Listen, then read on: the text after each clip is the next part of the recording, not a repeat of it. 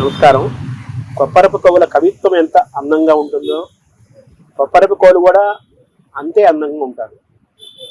బంగారు ఛాయతో, పసిడి ఛాయతో, మెరుదిరిగిన మీసాలు, తలపాగా, కోటు, విశాలమైన కళ్ళు, అద్భుతమైన కంఠము, అద్భుతమైన శరీరాకృతితో చాలా అందంగా ఉంటారు కొప్పరపు సోదర కవులు. వాళ్ళు ఎంత అందంగా ఉంటారని చెప్పడానికి వ్యక్తిగతంగాను, అలాగే వాళ్ళ కవిత్వం ఎంత అందంగా ఉంటుందని చెప్పడానికి వాళ్ళు చేసిన వర్ణనని ఒకసారి చూద్దాం. ఇందులో కొప్పరపు కవుల వ్యక్తిగత సౌందర్యము, భౌతిక సౌందర్యము, వారి కవితా సౌందర్యము రెండు కూడా ఈ పద్యంలో మనకు దర్శనమవుతాయి, ఈ పద్యంలో మనకు అర్థమవుతాయి.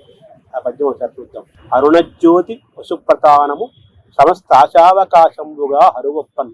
అరుణజ్యోతి వసుప్రతానం, అరుణజ్యోతి వసుప్రతానము సమస్తాశావకాశంబుగా హరువప్పన్. శకటస్థ వేణుకట రంధ్రాయాత బాల ప్రభాకర రోజు చెలువంది తద్గత కవీట్ కమ్రాంగక శ్రేణి భాస్వర కార్తస్వర పుష్ప పూజనము భాస్వంతుండు కీర్తించనాన్. కొప్పరపు సోదర కవులు ఇద్దరు కూడా సభ కోసం వెళ్తూ ప్రయాణంలో భాగంగా గుర్ర బండిలో కూర్చున్నారు. అదేమో వెదురు బొంగులతో ఉన్న ఒక ఆచ్ఛాదనం అనమాట.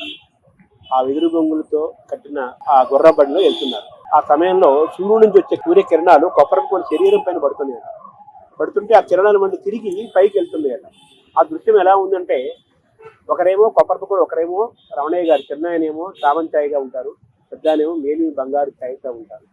సూర్యుడి నుంచి వచ్చే కిరణాలు వీళ్ళ శరీరంపై పడి మళ్ళీ పైకి రిఫ్లెక్ట్ అవుతున్నాయి, మళ్ళీ తిరిగి పైకి మళ్ళీ వెళ్తున్నాయట. ఆ దృశ్యం ఎలా ఉందంటే, సూర్యుడిని బంగారు పుష్పాలతో అర్చిస్తున్నట్టుగా, పూజిస్తున్నట్టుగా ఉందట ఆ దృశ్యం. అరుణజ్యోతి వసుప్రతానము సమస్తాచావకాశముగా ఆరోపన్.